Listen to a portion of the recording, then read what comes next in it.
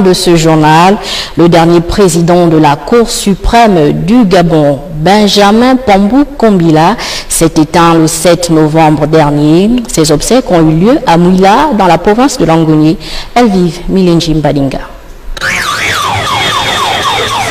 C'est finalement endormi dans son lit de mort que l'illustre magistrat Pambou Kombila Benjamin, répondant à l'appel de la voix d'outre-tombe, l'invitant à manger les pissenlits par la racine, dans un monde où l'empreinte humaine cède la place à celle de l'animal, que Pakobé foule pour la dernière fois le sol de Mouila Mangondo, sa ville natale.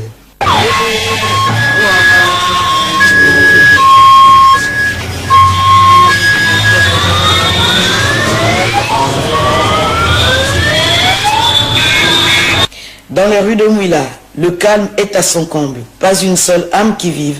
Tous les Molvillois sont au rendez-vous au PK0, rendre l'ultime hommage au fils du village, Mwandirab Dimarab Koussou Namikwele. Pakobé et Mouissili Kimasang Namboudi aimait-il jurer la terre de ses ancêtres. Passé dans la pièce à côté, le patriarche était un père et un papy adoré, et surtout, Monsieur le Président, que les clans Mitimbe, Irendi et bien d'autres qui lui étaient proches n'entendront plus jamais dire à la fin de leur réunion familiale.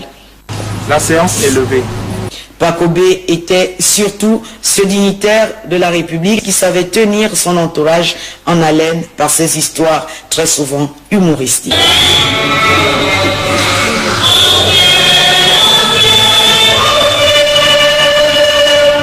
Grand croix de l'ordre de l'étoile équatoriale, Pakobé est devenu Iboulu Mitsundu, c'est-à-dire l'animal appalable. Ses obsèques n'ont pas dérogé aux règles établies par ses ancêtres.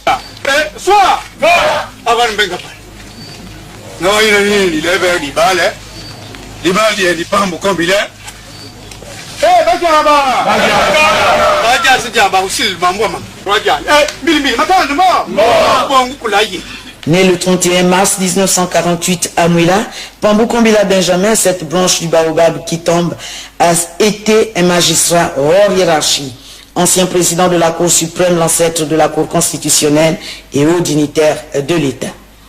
Pakobé, qui quitte à jamais Mamungeli, cette enveloppe divine qui lui a donné le jour, était donc nanti d'un doctorat en droit de l'École nationale de la magistrature de Bordeaux, dont les premiers pas furent passés sans peine à l'école officielle de Mouila, puis au collège Saint-Gabriel pour les couronner au lycée national Léomba, où il obtient le baccalauréat, ce sésame qui lui ouvrit les portes de l'Europe en 1960. Modèle de sagesse, modèle de courage pour assumer cette lourde responsabilité.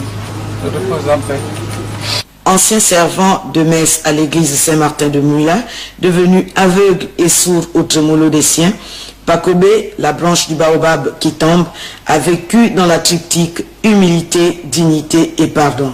Il laisse derrière lui une mère, une épouse et une nombreuse famille. Voilà, mesdames et messieurs, c'est la fin de votre édition d'information. Merci de nous avoir suivis. Prochain rendez-vous avec l'actualité, 20h. Jean-Augustin Nzengi.